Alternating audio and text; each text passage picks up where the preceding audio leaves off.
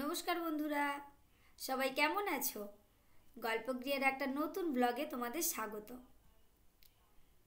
একবার একটা বনে একটা শেয়াল আর একটা বকের মধ্যে খুব বন্ধুত্ব হলো।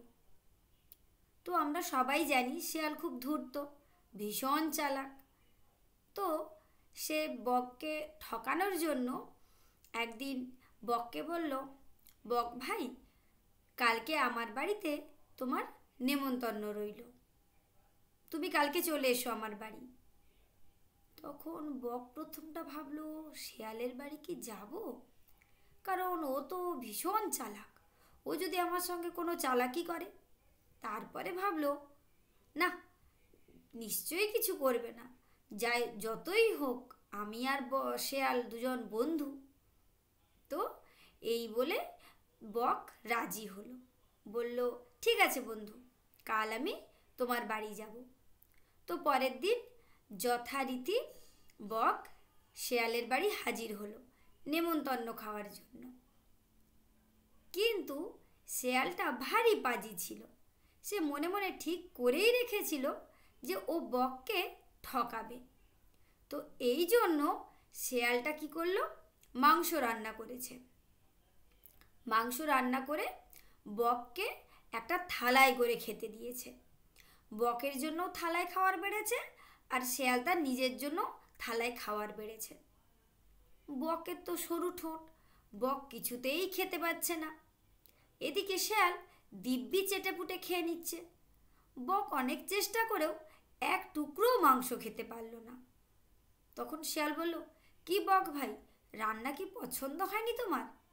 তোমার কি ভালো লাগছে না মাংসটা? ঠিক আছে, এক কাজ করো, কষ্ট করে যখন রান্না করেছি আমি কি আর নষ্ট করব? বরং তোমার ভাগের মাংসটা আমিই খেয়ে নিই। তুমি বরং খালে গিয়ে একটা মাছ ধরেই খাও। এই বলে শেয়ালটা কি করলো, বকের মাংসগুলোও খেয়ে নিল। বক তো কিছুই বলল না, মনের দুঃখে পেটে খিদের জ্বালা নিয়ে বেচারি বাড়ি ফিরল। বাড়ি ফেরার পথে খাল থেকে একটা দুটো মাছ ধরে নিয়ে চলে এলো। কিন্তু বক মনে মনে প্রতিজ্ঞা করলো, শেয়াল আজকে আমাকে যেভাবে ঠকিয়েছে আমি এর প্রতিশোধ নিয়েই ছাড়ব। তো বেশ কয়েকদিন পর বকও একইভাবে শেয়ালকে বলল, শেয়াল ভাই, কালকে না আমার বাড়িতে তোমার নেমন্তন্ন, তুমি আমার বাড়ি কাল চলে এসো, কাল আমি তোমাকে খাওয়াবো। শেয়াল বলল, ঠিক আছে, তা বক তুমি আমাকে কি খাওয়াবে? বক বলল, আমি তো আর মাংস রান্না করতে জানি না, আমি তোমার জন্য মাছ রান্না করে দেবো। শেয়াল বলল, ঠিক আছে, তাহলে কিন্তু আমি কালকে তোমার বাড়ি আসছি, তুমি কিন্তু রান্না করে রেখো। তো পরের দিন শেয়াল বকের বাড়ি হাজির হলো। এসে দেখলো বক মাংস নয় মাছ রান্নাই করেছে। কিন্তু বকটা শেয়ালকে খেতে দিয়েছে একটা মাটির কুঁজোয় করে। বক নিজের জন্যও খাবার বেড়েছে কুঁজোতে, আর শেয়ালের জন্য কুঁজোতে খাবার বেড়েছে। শেয়াল তো ভারী সমস্যায় পড়ে গেল। শেয়াল বলল, আমি কি করব? আমি তো কুঁজোর মধ্যে মুখ ঢোকাতে পারবো না। এদিকে বক তার সরু সরু ঠোঁটগুলো কুঁজোর মধ্যে ঢুকিয়ে দিব্যি মাছগুলো খেতে লাগলো। খেতে খেতে মাঝখানে মুখ তুলে বক বলল, কি ভাই, তোমার বুঝি আজকে পেট ভার, তুমি বুঝি খেতে পাচ্ছ না ওই জন্য? ঠিক আছে, এক কাজ করো, আমি না হয় তোমার ভাগের মাছগুলো খেয়ে নিই, তুমি না হয় বাড়ি যাওয়ার সময় কোথাও থেকে একটুখানি মাংস নিয়ে বাড়ি চলে যেও, কেমন? এই বলে বক শেয়ালের ভাগের মাছগুলো নিজে খেয়ে নিল।